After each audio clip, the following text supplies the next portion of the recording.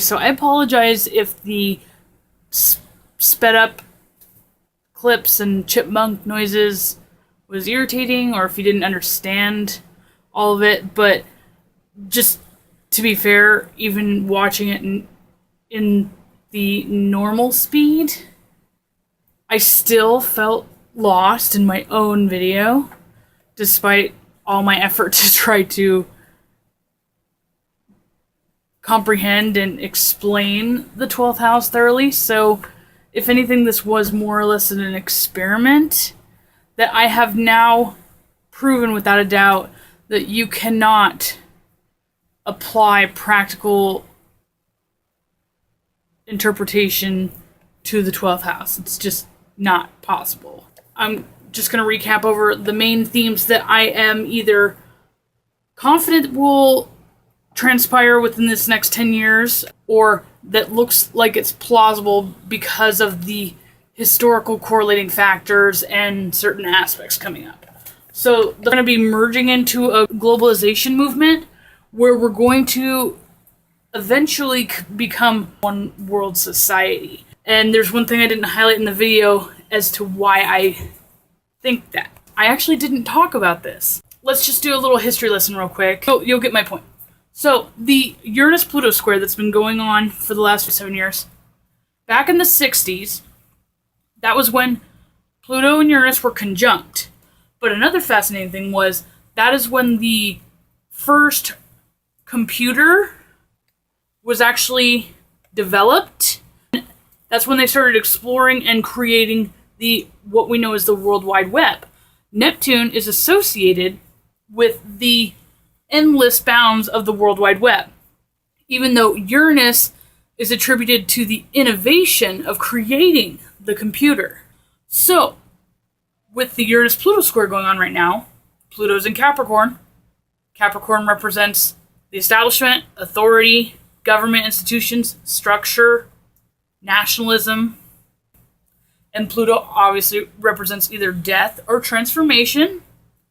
So, we're obviously are already going through a transformation or the end of an empire, more or less, because that's also what blood moons and eclipses are supposed to be associated with.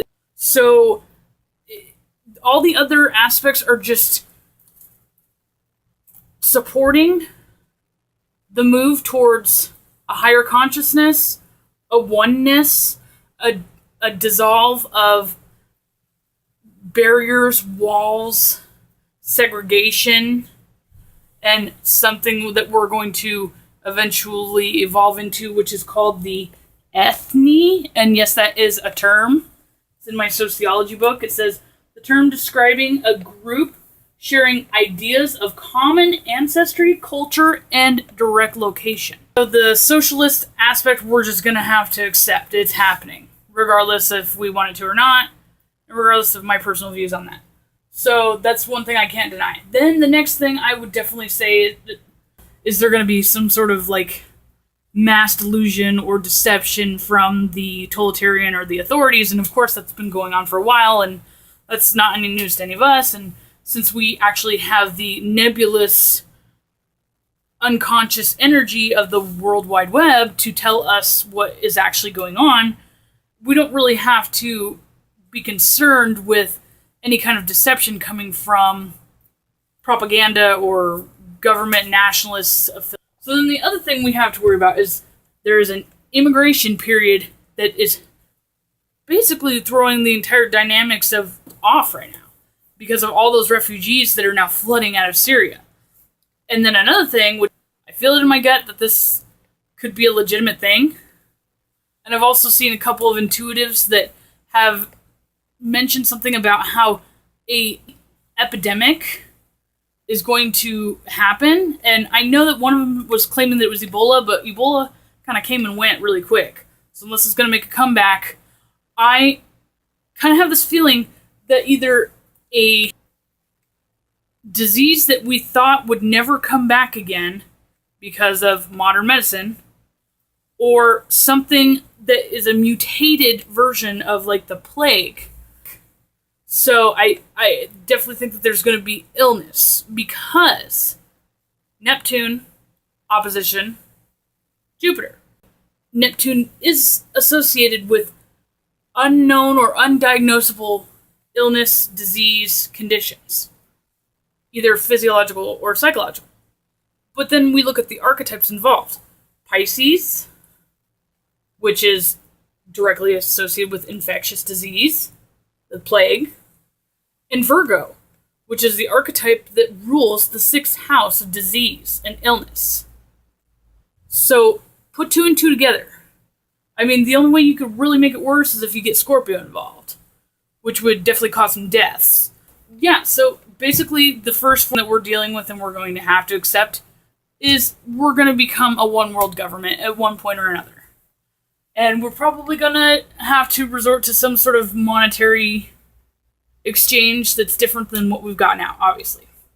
And we are going to have to deal with all the radicalist religious people, because since they feel like they're backed into a corner like a wild animal, and then, like I said, to the disease or plague. I'm going to say it's a plague. It's either Ebola's going to make a comeback, there's going to be some sort of crazy mutated virus, could also be some sort of poison thing, because Neptune square Saturn is associated with anthrax. So it could be a mass, like, toxic poison or something. But I really have this feeling deep down that it's something to do with a plague of some kind. And one thing I do know that I've been consistent about throughout my predictions is I call disease, and I'm usually right on point. So, I don't really know how to tell anybody how to prepare. Cross your fingers, hope for the best. And don't let any refugees come near you, because I'm just joking. Because remember what I said earlier, the plague epidemic that happened in the year 542 was an infectious disease that killed half of Europe, and the origin of it came from Syria. And that's where everybody's come from.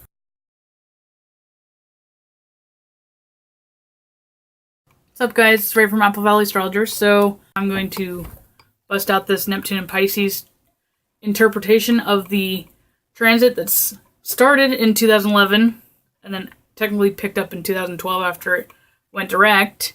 And it's supposed to go all the way to 2025. Doing a thorough interpretation of the 12th house has made me hate it a little. And according to some astrologers, they talk about how you're not supposed to try to dissect the 12th house.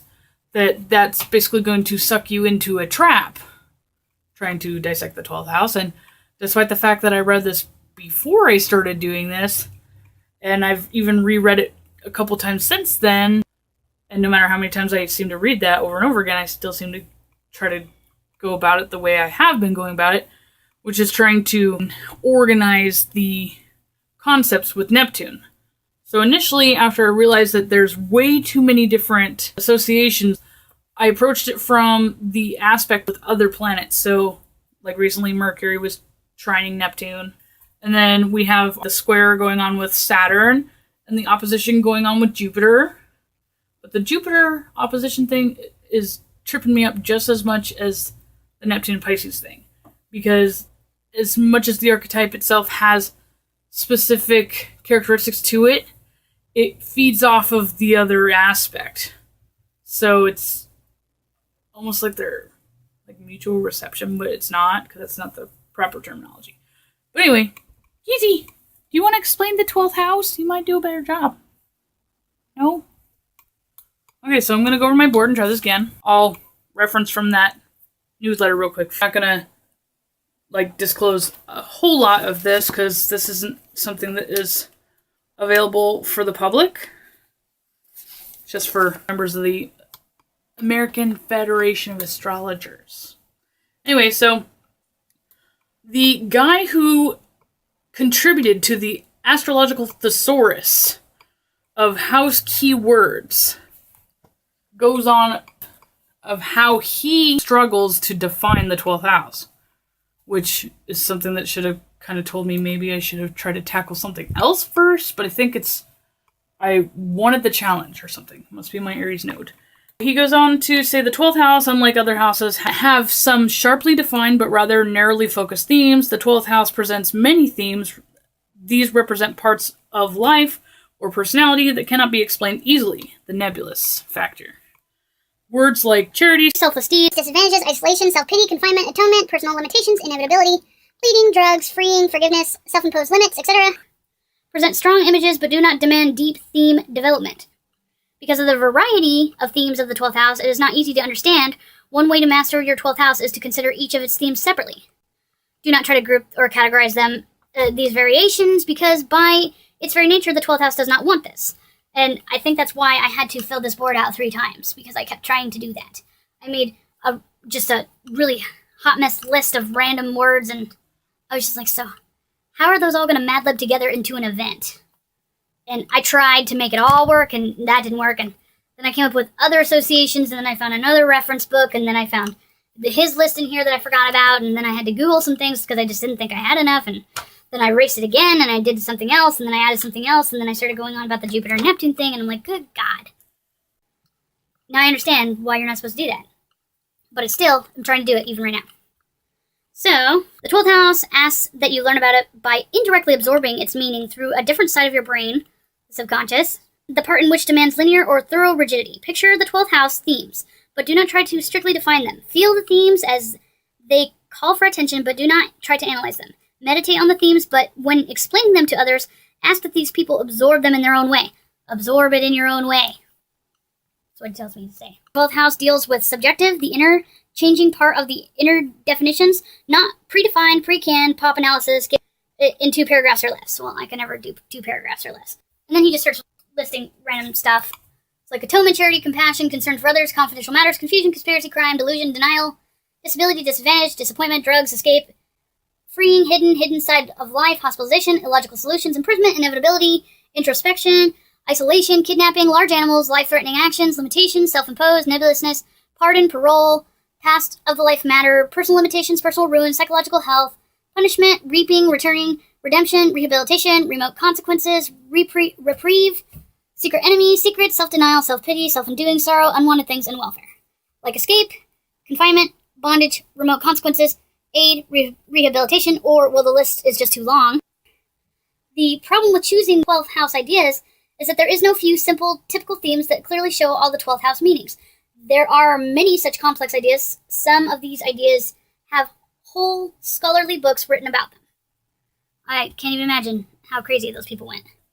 So it says, you may wish to start with some 12th house ideas that deal with personal limitations. This could mean setting up a strong internal psychological barriers that are very artfully and craftily woven into the unconscious parts of self, better than any chains, better than any prison. The mental mindset you can create can limit you to narrow definitions of life. Many 12th house themes deal with confinement, serious illness, hospitalization, institutions that continue practices may feel bind you, conspiracies by the government or authority to hold you back. Your rigidity of the 12th house definition holds you back. As an individual, you are part of a society, yet you are beyond the society too. Where does happiness start? Within the self or dulled out by seemingly an impersonal society? I'm not going to even go on anymore because apparently the 12th house description goes on to a whole other part of this book. So I'm just going to now rant about my notes, just to make it more interesting.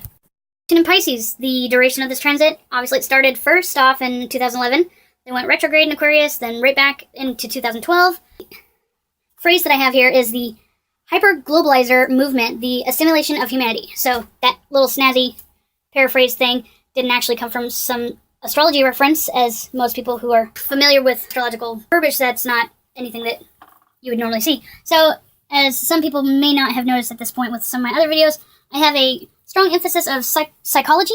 So, I was looking at different events that have happened in previous transits with Neptune and Pisces. I collaborated a list of what all these events represented. I then was able to pick up on this whole socialist, communism, humanitarian kind of vibe, which comes from Neptune dissolving the ego, the self perspective, becomes more of a groupthink, collective unconscious. So that's why Neptune Pisces is favorable towards socialist ideology. So I decided to overthink it like I shouldn't, apparently, and pulled out some sociology books and started randomly looking in the glossary for things. And I actually made it work. It was a struggle, and it took a while, but I found it. So, the hyper-globalizer, one who is affiliated with neo-socialist communist organizations which aim to eliminate the nation-state and develop a one-world system society. So the goals of the globalization movement, they want to develop a global civil society. They want to eliminate the declining government institutions and any eroding of the traditional authority. And they want to replace obsolete hierarchies. And their goal is to end all nation states. So that is going to be the huge theme that is going on with this Neptune in Pisces, specifically because of the square with Saturn, because Saturn represents governments, authority, rules, tradition, and also it's got that opposition to Jupiter and is for the collective good, and it's in Virgo, so it represents charity to propel the whole socialist, everybody should be even Steven kind of mentality. Synchronicity, historical themes. So mass media will be manifested through entertainment or communication through the news. There'll obviously be some sort of theme with religion versus beliefs. There's going to be favoritism or trend with socialist ideology, which will be the disintegration of government countries. We also have the potential for infectious disease epidemic. And funny enough, the bubonic plague, as I had a hunch before I started researching that, and I just keep thinking back to all the people that just decided they've evolved past the older infectious diseases that were killing people, like decided to stop giving their kids the shots. It's going to be that generation, and their kids are going to turn into an epidemic. Just watch. Ebola didn't get us, and that's going to be something else like that. So anyway, I'll go over this list that's also kind of redundant, I guess. So Pisces, 12th house, Neptune. So invasion, revolt, information via mass media. Any other kind of information that'll be channeled through this Neptunian archetype would be some sort of psychic phenomenon that could be from a collective higher consciousness, or it could be from an actual physical manifestation that has some sort of psychic connection. Another issue that has been a reoccurring theme, religious conflict and the dissolve of government institutions is now creating instability in the Middle East, specifically with Syria, which is now causing this influx of massive migration with Syrian refugees and people from that region that are trying to escape. So the religious conflict has been a recurring theme with this transit in the past, and specifically dogma versus spirituality, but because of the Uranus-Pluto square, the coming of the Aquarian age, the fact that Saturn is in the sign of Sagittarius, which is associated with religion and structure, religious institutions. So it's going to be challenged by the test of Saturn, as well as a square with Neptune, and then Neptune also having energy magnified with the opposition with Jupiter. So I know that some of these probably will be redundant, but I just kind of wrote it all out in chunks so I wouldn't miss anything. So these are the challenged associations with this specific transit. So because there's going to be such an overwhelming surge of Neptune energy, there is going to be not only a loss of structure, but a loss of ego and identity and self. For example, when you're looking at a natal chart and you see Neptune on the ascendant, a predisposition for some sort of identity disorder, you have issues connecting to your ascendant. So attribute that concept to collective versus the individual. Basically, the individual will be drowned out. That's not necessarily supposed to be a pun. Over the collective energy. Capitalism is going to be challenged not only because of this socialism interest, but because of the economic crisis going on.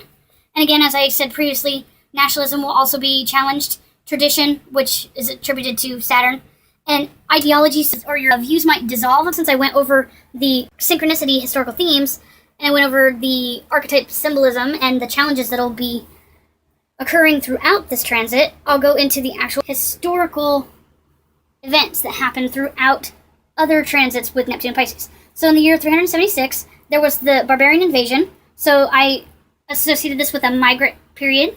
So the emigration period, like what's going on with the Syrian refugees. Then in 542, there was the bubonic plague epidemic that actually, and scary enough, originated from rats that came from Syria in the Middle East, which the hypochondriac in me kind of finds that very concerning. And so that's the infectious disease association attributed to that. Then we look at 702, the Armenians versus the Muslims. This was actually, I believe the Armenians either revolted against the Muslims or they invaded. I just didn't fill it in all the way because I ran out of space. So that just is attributed to religious conflict.